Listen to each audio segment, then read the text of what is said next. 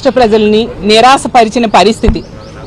ఈ 19 నెలలుగా తెలుగుదేశం పార్టీ అలాగే కూటమిలో ఉన్న ముఖ్యమంత్రి గారు అవ్వచ్చు, ఎమ్మెల్యేలు, మంత్రులు ఏవైతే అబద్ధాలు చెప్తూ ఉన్నారో అవే అబద్ధాలని గవర్నర్ గారితో ఈరోజు చెప్పించారు.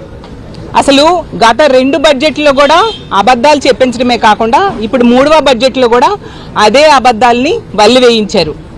నిజం చెప్పాలంటే గవర్నర్ గారు కూడా బాధపడుతూ ఉండుంటారు, నాతో ఇలాంటి అబద్ధాలు చదివిస్తున్నారే అనేసి. ఎందుకంటే ఈ రాష్ట్రంలో ఈ 19 నెలలుగా ఇచ్చిన ఏ ఒక్క హామీ అమలు చేయలేదు. ఒక దుష్ట పరిపాలన సాగుతూ ఉండే పరిస్థితి.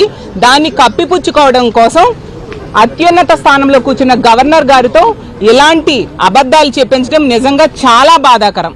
ఈ రాష్ట్రంలో ఈరోజు తీసుకుంటే ప్రజాస్వామ్యం అనేది లేదు, శాంతి భద్రతలు లేవు, అభివృద్ధి లేదు, సంక్షేమం లేదు, ఉద్యోగాలు లేవు. అలాగే ఉద్యోగస్తులకి ఈరోజు శాంతి లేని పరిస్థితి నెలకొనుంది. ఈ రాష్ట్రంలో ఎవరిని అడిగినా, ఏ ప్రజలను అడిగినా కూడా చెప్తారు ఎలాంటి పాలన సాగుతుంది అని అడిగితే ఈ రాష్ట్రంలో అశాంతి, అప్పులు, అలాగే అక్రమ కేసులు, అశ్లీల నృత్యాలు, అప్రజాస్వామికమైన పాలన సాగుతూ ఉంది అనేసి ప్రతి ఒక్క ప్రజలు చెప్పే పరిస్థితి మనం చూస్తూ ఉన్నాము.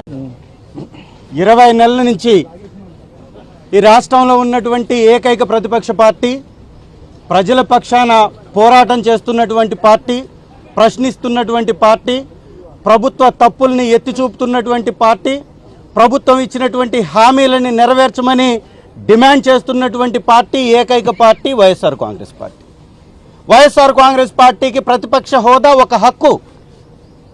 అంబేద్కర్ గారు రాసినటువంటి రాజ్యాంగంలో అధికార పక్షంతో పాటు ప్రతిపక్షం ఉంటేనే ప్రజాస్వామ్యానికి విలువ ఉంటుంది అనేటటువంటి ఇంగితం లేకుండా, జ్ఞానం లేకుండా తెలుగుదేశం పార్టీ, టీడీపీ అంటే తెలుగు దొంగల పార్టీ, తప్పులు, దాడులు, పాపాల పార్టీగా, చిట్ట చివరికి దేవుణ్ణి కూడా మోసం చేసేటటువంటి మోసగాళ్ల పార్టీగా మార్చేసి ఈ రాష్ట్రంలో ఉన్నటువంటి ఖజానాన్ని దోచేసి మాట్లాడినటువంటి వారి మీద దాడులు చేసి వారి యొక్క పబ్బం గడుపుకుంటున్నారు.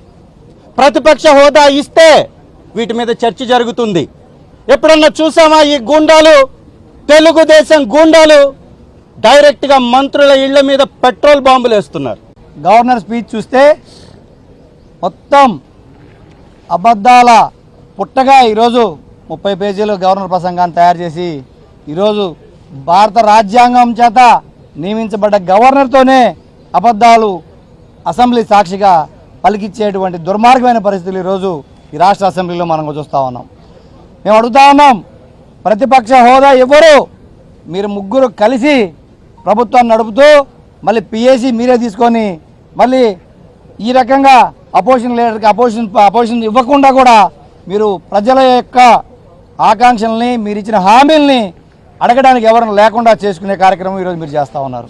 మేము అడుగుతా ఉన్నాం, 3,20,000 కోట్ల అప్పులు తెచ్చారు ఈ 20 నెలల్లో. 3,20,000 కోట్ల రూపాయలు ఎవరి జేబుల్లోకి పోయినాయని చెప్పి మేము అడుగుతా ఉన్నాం. ప్రజల జేబుల్లోకి ఎంత వచ్చినాయి మీరు లెక్క చెప్పండి.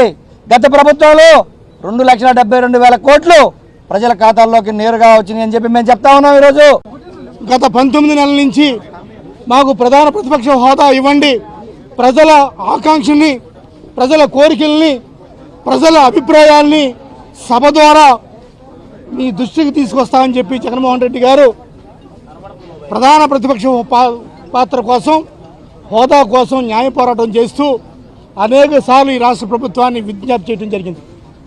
అయినప్పటికీ కూడా ఈ 4 పార్టీలు, 3 పార్టీలు, తెలుగుదేశం పార్టీ,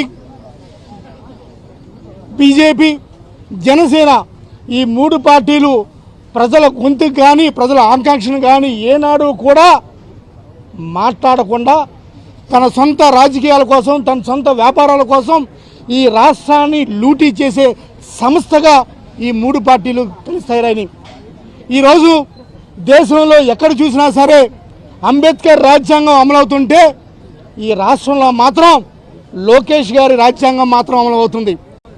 ఈ రాష్ట్రంలో నడుస్తున్నటువంటి ప్రస్తుత పరిస్థితుల్లో 140 కోట్ల మంది కలియుగ దైవంగా భావిస్తున్నటువంటి శ్రీ వెంకటేశ్వర స్వామి వారి లడ్డీ విషయంలో ఈ దుర్మార్గులు, ఈ కూటమి ప్రభుత్వంలో ఉన్నటువంటి నాయకులు చేసినటువంటి దుర్మార్గాన్ని, తప్పుడు ప్రసారాన్ని సుప్రీంకోర్టు నియమించినటువంటి సిట్టు ద్వారాగా ఏ విధమైనటువంటి కల్తీ జరగలేదు, గొడ్డు కొవ్వు కలలేదు, పంది కొవ్వు కలలేదు, చేప కొవ్వు కలలేదని రిపోర్ట్ ఇచ్చిన తర్వాత దీనిని డైవర్షన్ పాలిటిక్స్ చేయడానికి మా యొక్క మాజీ మంత్రుల మీద, ఇళ్లల మీద, వాహనాల మీద దాడులు చేయడం జరిగింది. చంద్రబాబు గారు ఈ రాష్ట్రంలో దళితులు ప్రశ్నిస్తుంటే దళితులను చంపేస్తున్నారు, బీసీలు ప్రశ్నిస్తుంటే బీసీలు చంపేస్తున్నారు. అదే సందర్భంలో మాజీ మంత్రులు మీరేసినటువంటి తప్పుడు ప్రసారాన్ని ఖండిస్తుంటే మీరు ఉసుగొల్పినటువంటి కార్యకర్తల ద్వారాగా వారిని ధ్వంసం చేస్తున్నారు. ఎన్నాటి మీద కూడా మొన్న ఢిల్లీలో నేషనల్ హ్యూమన్ రైట్స్ కమిషన్ కలిసి ఫిర్యాదు చేయడం జరిగింది.